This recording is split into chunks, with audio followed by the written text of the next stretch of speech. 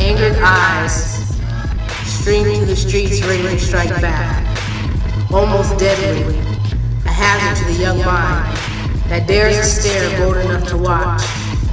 In the eyes of the community, he's just a faceless number, a monster that hunts the hood. But through the eyes of his 12 years of too much and too little life, he sees a hero with a cape longer than Superman. Because his 12-year-old mind looks not at the man that saves the world, but a man that saves his own. Little minds confuse easily, with so much more to think about. Life is way more different than jacks, big sticks, double-dutch pixie sticks, new whips with bomb rims to ride around in the hood in, being dope boy fresh with dope man money, new cases for old souls that just can't take the breakdown of the only thing worth building up. So what rings louder in a crowded mind? And so the concept came about of, asking the youth, well, what rings louder in your ears, in this community, in your family, through your peers, what rings louder in your ears? What rings louder for me right now is being accepted. What rings louder to me is not having positive support. What rings louder for me is family. What rings louder to me is peer pressure. What rings louder in my ear is oppression for the youth. What rings louder is the lack of positive role models.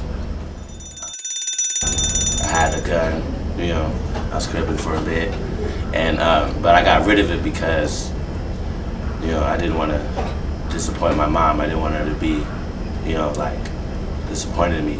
That's like the biggest thing, is my mom. But the lack of role models for young males, especially blacks, like a lot of fathers aren't around, including mine. I never even met him.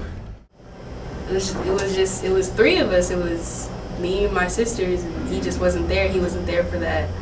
He wasn't supporting my mom. He wasn't helping us. He wasn't it's like those small things that count. Like, oh, you didn't take us to school. You wasn't at my first basketball game. So it was like, I felt betrayed, like I wasn't good enough because he just up and left.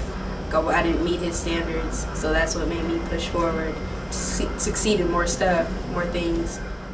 Well, it made me feel sad, knowing I could depend on help. Broke me down. I didn't have part of the side of me that I didn't have, a part of my body that I didn't have, from my father. You get a part from your mother that you're supposed to learn about or get this certain feeling, but I didn't get the certain feeling from my father.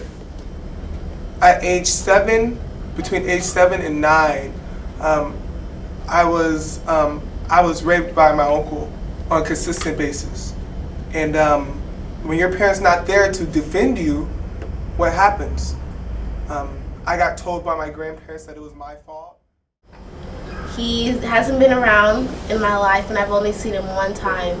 For me, it's pretty hard because I go to my friend's house and I'll see that they have their mother and father, and I don't have that at home. And it's easy for me to say, oh, I don't care. I can get on without him. My mom is my mother and my father, but really it does hurt inside.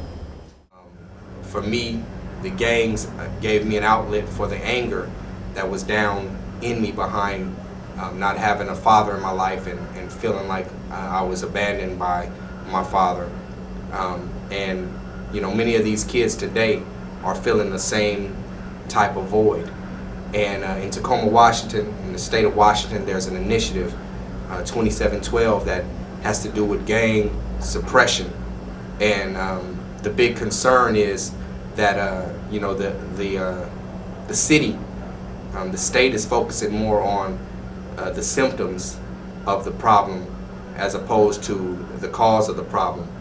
A lot of these youth that I work with, they don't have fathers, they don't have positive role models in their life. I really believe that a mentor is a person who sees the potential in you, who sees the bad things in you also, and helps you rise above those bad things and pull out the good things in you, and who doesn't want to just be your friend and everything feels good all the time, but that mentor will really check you and hold you accountable in a way that is very loving. To a child who doesn't have neither parents, you need to strive so that way when you get older and you find a family and you grow, you can tell them your story and they can learn and they can see that it is possible to be successful no matter all the holdbacks that you have. Don't let that get into your mind. Just be successful and do what you can to stay away from violence, because there's no good that comes out of violence. Yes, it's like I don't even have to go out to talk to anybody really. It's like I got my brothers that come to me asking me if I need any help. I got friends that look after me, not as if, trying to get me into trouble, as if you go, if you get with us, this crew, whatever, the bang, we'll do this for you and whatnot. They just come to me looking after me if I need anything. I wish he would have been there, because he missed out on a lot. I did a lot of things, like it wasn't all positive, but I did a lot of good things compared to the people around me. Yeah, he missed that. He missed out. Yeah, I think he missed out. What rings loud in my ear is me having the opportunity to help others because my mom did it. So, it's been instilled in me to just be the best person I can be to everybody. Make sure, hey, you got me, I got you. And just trying to be a businessman, actually. Goodies Entertainment. A friend loves you the way you are, but a mentor loves you too much to leave you the way you are.